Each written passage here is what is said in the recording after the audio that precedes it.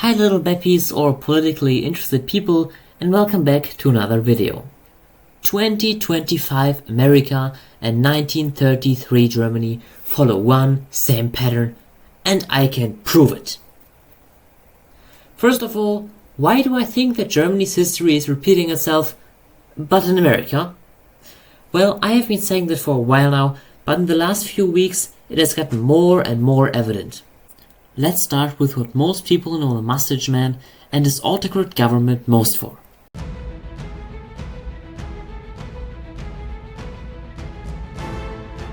In the NSDAP peace case, Jews, but also immigrants, people of color and gay people.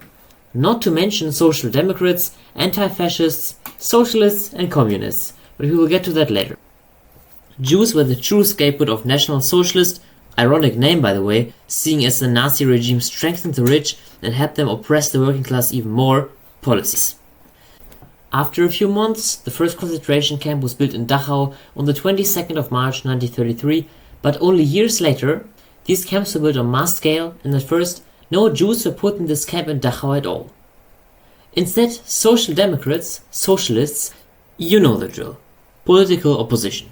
And furthermore, the camp did not have any of the murderous equipment concentration camps were known for, but was more akin to a prison, just that people were put in there without a court ruling.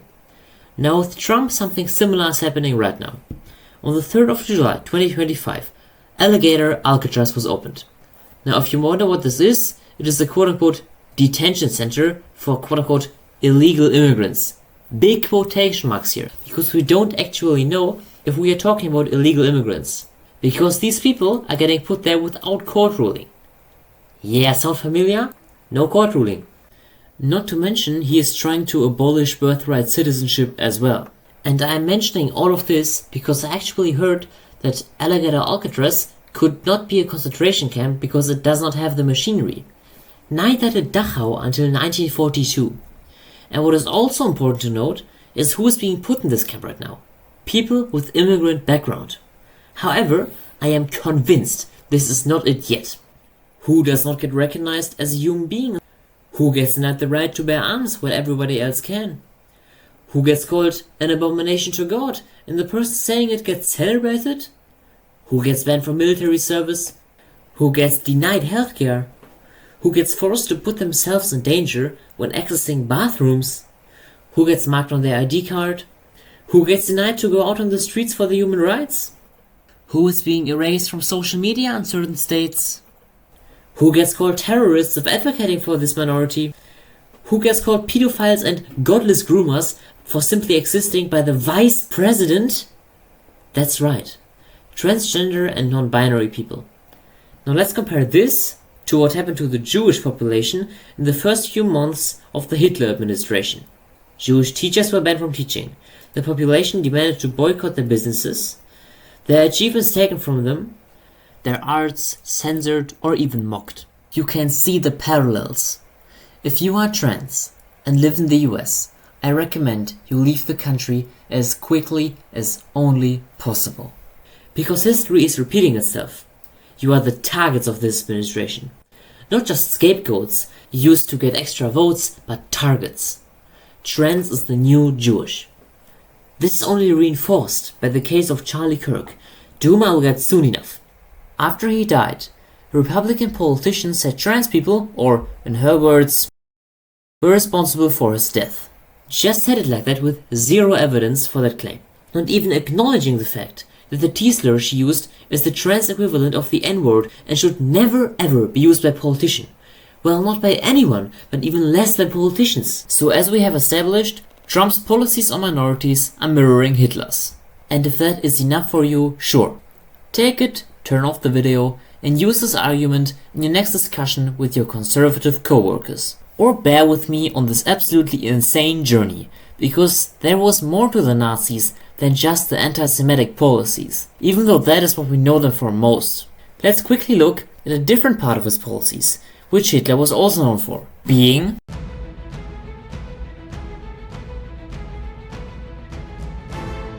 Now, not only does Trump try to be one as well, he is also once again following the very same pattern, despite doing it slower. That is, however, and that is only my personal prediction, nothing we know yet, because officially Trump is never gonna abolish democracy in the United States. Because he simply does not need to. He just needs to rig the next election, which I assume he will do, and either run for a third term or put up J.D. Vance, which, due to the election being rigged, he would win. This only gets more evident when looking at the government shutdown, which is right now, while I am recording this, happening on the 1st of October, which he wants to use to cut social welfare and healthcare programs, even though he can legally not even do this. This man does not care about Americans, but just about his own power. And if he does not get his will through democratic majorities, he just does it anyway, despite not being authorized to do so. And that is also because there is simply no strong opposition to Trump, aside from the parliament in which the Democrats do absolutely nothing, and well, these four. I do, however, have another theory that could happen as well, if Trump does in fact decide to officially abolish democracy, but I will get to that later. Now, Hitler's two roughest oppositioning parties both had their own mobs who would fight the SA and SS with extreme violence. I am of course talking about the Iron Front of the SPD and the Antifa by the KPD. Last names sound like you heard it in the past few days or weeks? That's right, because it has gotten banned in the US a few days ago. The problem with it is that the Antifa as one big organization no longer exists, which allows the government to define Antifa. And in case you don't know what Antifa basically means, it stands for anti-fascism. So if we follow the technical definition of Antifa, I am a terrorist in America because I am against fascism. What makes this even more concerning is the fact that if you are not against fascism, you are either neutral towards fascism or fascist yourself. Which basically translates to, you don't care about democracy or you hate democracy. Now what does this say about the Trump administration? If they ban defense of democracy, are they neutral about democracy? Well, if they truly were, which by the way already is fucking insane, they would not be banning defenders of democracy. Which leaves only one option. Yes, the Trump administration is fascist, I just proved it. But there is more. I love when there's a dozen times more evidence than need to prove something. Kind of like when I said that this guy was an asshole during his lifetime. Now a quick disclaimer. I do not celebrate nor excuse the murder of Charlie Kirk. Do I feel bad for his kids? Oh, I definitely do. These poor girls were traumatized. I also feel bad for all the other people who were there and got traumatized. Do I feel bad for a person who called trans people an abomination to God? Who said trans people should just be taken care of, like in the 60s, which essentially means shock therapy? Do I feel bad for someone who called George Floyd a scumbag? Who said gay people should not get married because the Bible says so? Heck, who said stoning gay people would be God's perfect law? Who said if they saw a black pilot, their first thought would be, I sure hope they're qualified? Who said the Civil Rights Act was a mistake? These are not political opinions. This is open racism, transphobia, and homophobia. In short, hate speech. I do not feel empathy for such an evil being. However, I think killing this man was a horrible thing to do. Why, I will explain right now. Which brings me to my next point. Trump absolutely exploits and abuses Charlie Kirk's death. He treats him as a martyr, and his advisor Stephen Miller called the Democrats a domestic terrorist organization in correlation to Charlie Kirk's death. As I mentioned before, a Republican senator also tried to blame trans people for the murder. The Antifa got banned, and so did transgender activism. The killing of Charlie Kirk is the US's Reichstag fire. You see, in 1933, not even a month after Hitler's inauguration, the Reichstag, now known as the Bundestag, burned. The culprit? A communist, also one would think. Because while Marinus van der Lubbe, who committed the fire, was indeed a communist and a culprit in this case, he was not the only one. At least that is what the firemen said, who investigated the burn afterwards. So the first thought would be, this man was a member of the Communist Party KPD, therefore the KPD must have initiated the fire. After all, that would only make sense, they are the ideological foes of the fascists after all. Well, even the Nazi-filled court could not sentence the KPD, because there was too little proof and even witnesses who said something entirely else. The person responsible for the heaters of the Reichstag, Grunewald, for example, said that Nazis must have been the culprit's helpers. And when the Gestapo found out that his boss might know more, he was warned not to say a word. So yeah, Nazis set the Reichstag on fire. What makes this interesting is that despite court rulings saying the opposite, Hitler still said that the party responsible for this was the Communist Party KPD and threatened civil war against Marxist ideology. The other left-wing party, the SPD, right now as a German this feels weird to say because the SPD does absolutely not do left-wing politics, was banned shortly after the KPD too. Sound familiar to you? Yeah. Who called his only oppositional party a domestic terrorist organization and said that the military had to quote-unquote handle an enemy from within? Yeah, Trump. And keep in mind with this, he also banned transgender activism. You wanna know why? Because the shooter apparently had a transgender partner. And he also banned the Antifa. Which is even funnier, because you know who actually founded the original organization Antifa? The KPD. And what is also interesting? The killer was quote-unquote forgiven by Kirk's wife, despite Kirk advocating for death penalty in his lifetime and his wife being the greatest supporter of his, plus the death penalty still being a thing in Utah. Interesting, isn't it? Almost as if the killer was meant to be left alive by Republicans. But why? Let's think this through. Trump is absolutely exploiting this death, demonizing his only opposition and disabling all kinds of outer parliamentarian resistance, being anti-fascism. So which Trump had more power? Trump with an alive Kirk advocated for him? Or Trump with a dead Kirk, whose death he can blame on his only enemies? I don't want to say that Trump definitely paid the assassin. I'm just saying it is possible and would not surprise me. Trump also tried to ban mail-in voting, disabling many voters from voting altogether. He also pressured Disney to remove Jimmy Kimmel's show and even managed to remove Stephen Colbert, who both criticized him. The excuse? Kimmel would have made a disrespectful joke about Kirk. Kimmel didn't even do that. He just said that Trump does not even care about Kirk and it's all a show, plus he said that MAGA tries to paint the shooter as left-wing. Trump threatens the media and tries to control it. See where we've come? But there is more. He has further fired and sued the ex-chief of the FBI over him investigating Russian donations for Trump's presidential election 2016. FBI agents who went on their knees for George Floyd are being kicked from the FBI right now. Trump also asked the Department of Justice for lawsuits against political opponents. Calling the government fascist is illegal in the US now, and if you are anti-capitalist or not Christian, you are a terrorist now too. So I'm quadruple terrorist now in the US by doing nothing. Cool! There's also Project 2025. Project 2025 tries to shift power, in short.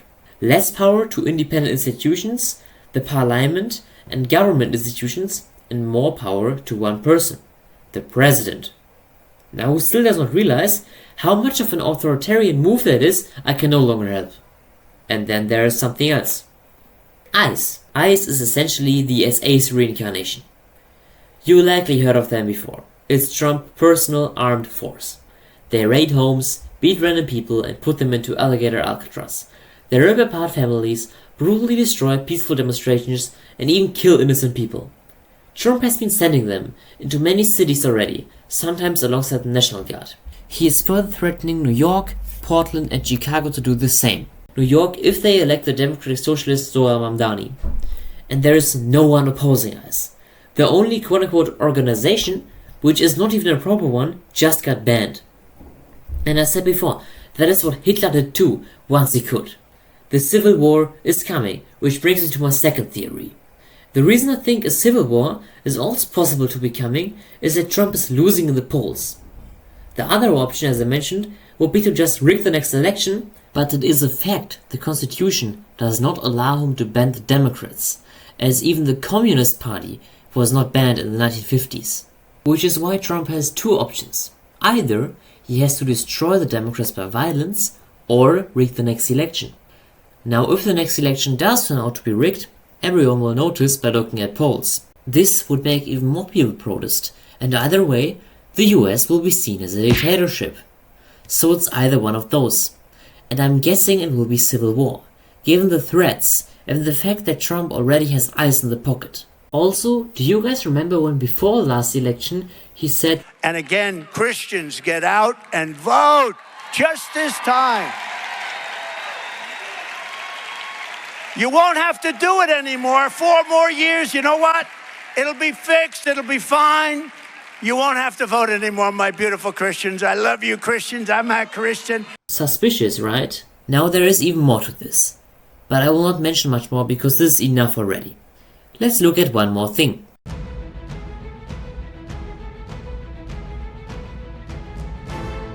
The deep state theory.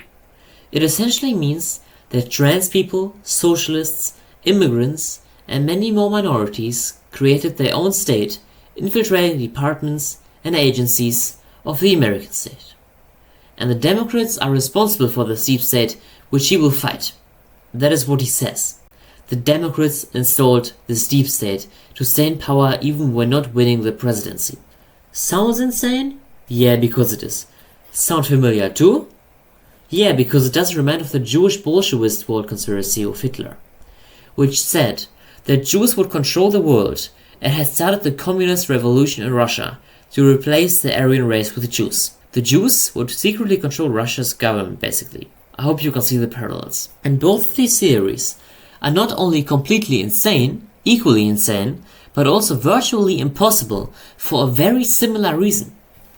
Trump's theory says that socialists, to quote him, radical socialists, were part of the deep state and would go hand in hand with the Democrats. This is utter nonsense. The Democrats are not called liberals for no reason. These guys had a democratic socialist trying to run for them who would have been the perfect counter to Trump. And instead of going with him, they tried incredibly hard to get rid of him and instead put up an incredibly corrupt, neoliberal establishment candidate. They lost the election despite winning it, another peak American politics moment right there, and Donald Trump won his first presidency. And I guarantee you, Bernie Sanders would have destroyed Trump. If you don't believe so, feel free to check out an Alternate Worlds video on the topic. He explains it very well. I told you how Trump's theory is impossible. Now I will explain to you how Hitler's theory is impossible. Marxism is not Jewish. In fact, it's anti-Jewish. Which sounds bad and anti-Semitic until you realize that they are anti-religion altogether. The Soviet government cut funding for the church, banned religion from education, and treated religion like it did not exist. So how and why would a laicist government be trying to make the world Jewish? This theory, MAGA's theory, is so deeply rooted in it that the chef of the FBI is now a total conspiracy theorist who wrote this book, Kash Patel. Or what is this? A quote by Donald Trump?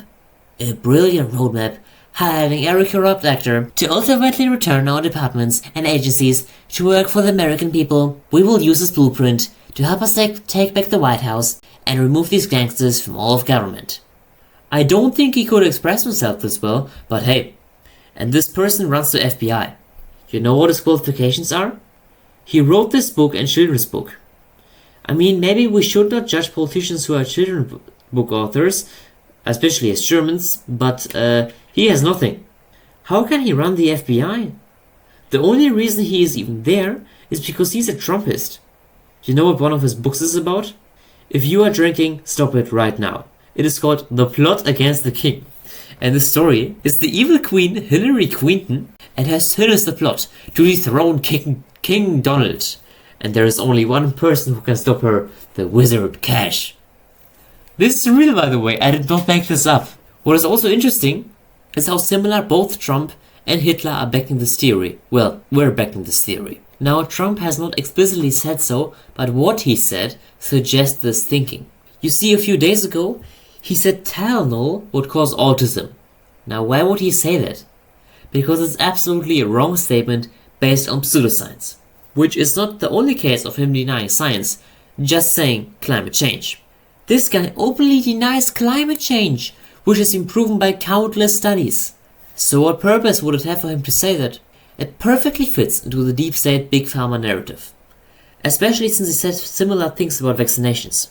The elites and pharma don't tell you the truth. They vaccinate you and give you pills to make you dependent, blah blah blah, you know the deal. And his mustache holding idol did the same, just not with pharma. He said Jews would have their own kind of blood and would spread it among the Aryan race, weakening it and slowly replacing it. And if an Aryan woman would sleep with a Jewish man, her blood would be poisoned forever. Back then, people already knew this was nonsense. And people know what Trump says is nonsense too. So pseudoscience is another thing both have in common. What follows next may not be great for the sheer comparison between Hitler and Trump, but that does not make it any less horrifying. Another thing which Trump is planning to do is something you likely never heard of, but is horrible and just serves the sole purpose of hurting people. Burning $10 million worth of contraception for women in the poorest African countries. Doing so would cost $167,000 in itself, with the only purpose being to make life for black women more difficult. America first? No, this will cost America even more tax money. And this is not the only case where US aid to poor countries is not just being cut but purposefully eliminated. You know what is insane? USAID, the organization which Trump just removed, saved 92 million human lives in the past 22 years. Do the math. That is about 4 million people per year who would have died without it. Do the math again. At least 15 million deaths because of Trump. This is like killing 1 of 7 German citizens in 4 years. Furthermore, 30 million of these people were children below the age of 5. Do the math again. That is 1.3 million children saved per year. Do it again. That's 5 million children below the age of 5 dying because of Trump and his presidency. 5 million! The only goal here is to kill people who live in poor countries, who tend to be black. Thanks for watching. I hope this video made you realize better how similar Trump and Hitler actually are. If you liked the video, feel free to subscribe, like, comment and share, and check out my video on Alexander Dobrindt. See ya!